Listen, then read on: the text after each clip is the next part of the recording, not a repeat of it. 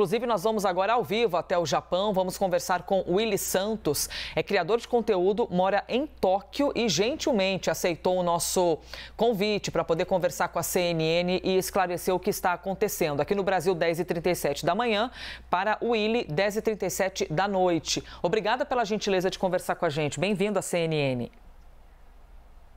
Obrigado a todos. E, bom, é muito complicada a situação, né? Graças a Deus, conhecidos meus aqui no Japão estão todos bem. E eu conversei com todo mundo, né?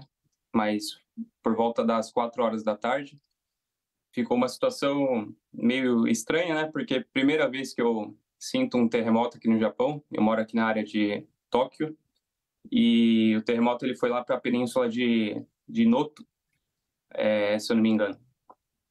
Então, é bem complicado, porque, bom, quem mora aqui no Japão tem que se acostumar com isso, né? E, infelizmente, né? Quando eu fui ver na internet o que realmente tinha acontecido, se era realmente um terremoto, a gravidade do problema era bem maior do que eu imaginava, né? Willy, você... Bom, desculpa. Situação. Aproveitando para te fazer aqui mais perguntas, puxa vida, muito importante que nós tenhamos essa conversa contigo ao vivo. Você está em Tóquio, só esclarece para a gente geograficamente, por favor. Qual que é a distância de onde você está agora? Porque você está numa costa e o que ocorreu foi no outro lado, né? Mas a gente tem territorialmente um país que não tem proporções, por exemplo, como o Brasil. Você pode explicar para a gente qual que é a sua distância do local?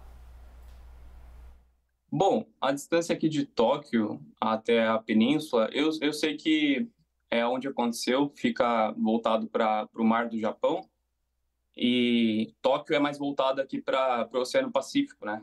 Então, a distância é um pouco longa, eu sei que a escala aqui foi em torno de 2, lá foi 7,5, então é longo. Onde eu morava, que era lá em Aichi, né, e é mais para o interior, foi um pouco mais forte, né? Tem amigos meus que falaram, e realmente foi uma escala de 3, se eu não me engano. Então é um pouco distante aqui a distância de Tóquio até onde realmente aconteceu o terremoto. Certo. E de que maneira foi esse abalo, então, para você? Está correta essa informação que nós recebemos aqui, que foi por volta de 4 horas da tarde para vocês, é isso? Como é que ocorreu exatamente? O que você sentiu aí na região onde você mora? E qual foi a repercussão também das pessoas em volta, levando em conta que você está em Tóquio, né? Uma cidade super populosa. Então, hoje eu não saí muito de casa, fui no mercado apenas. Tá bem em silêncio, só que eu acredito que seja porque ainda tá o clima de ano novo, primeiro dia. Então, bom, tá bem em silêncio, assim, o pessoal que eu conversei aparentemente tranquilo, porque, claro, ninguém tá na região que realmente aconteceu coisas graves, graças a Deus, que eu conheço, pelo menos. E a sensação daqui foi meio que a sensação de você tá pegando uma balsa, por exemplo. Quem já pegou uma balsa sabe como que é. E você tá atravessando, só que você tá na terra, né? Isso é muito estranho. Mas eu comecei a ver, assim, abajur balançando. Bom, aqui no Japão eles são bem acostumados, são bem treinados, são bem educados para isso, para esse tipo de situação. Então, acredito que os japoneses em si, eles são bem tranquilos, são bem educados, né, para quando isso acontecer. Há quanto tempo você está aí no Japão, Willy? Quase 10 meses. Ah, tá. Você já está, então, há quase um ano por aí. Daquilo que você conversa, então, com os japoneses, com as pessoas com as quais você convive, isso já é uma rotina habitual para eles, né? Já existe todo um movimento de segurança. Como é que são as sugestões, por exemplo, para quando ocorre um terremoto? Como é que são esses planos de segurança que os japoneses já estão habituados? Então, normalmente, nos trabalhos tem bastante os treinamentos, por volta de uma vez por ano, nas fábricas, né, que é onde os brasileiros mais trabalham aqui no Japão, normalmente, né, mas tudo quanto é lugar tem os treinamentos adequados. Normalmente o treinamento é você ir ficar dentro de casa, ir para baixo da mesa, para baixo de alguma superfície. Então, os japoneses em si, aqui o governo, eles costumam notificar por telefone o que vai acontecer, a gravidade do problema. Então, aqui o governo, eles tentam educar, preparar o máximo possível a população para ficar mais tranquilo, né, possível. Uhum.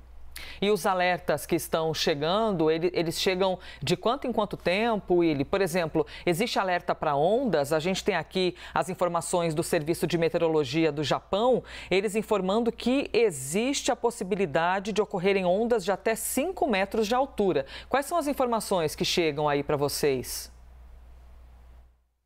Bom, realmente, o Japão está em alerta de tsunami, né, mas...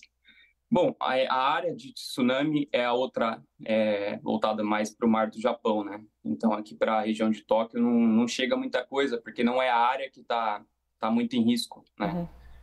Então, mas normalmente, sim, eles avisam o quanto antes, e aí aqui tem as áreas de refúgio, né, que é pontos altos, que as pessoas têm que estar evacuando, mas eles costumam avisar um tempo antes, né? Então, bom, a gente fica refém, né, desse aviso, mas aqui tem áreas de refúgio, que é preparado, né, para poder minimizar ao máximo possível esses acontecimentos, assim, que pode acontecer.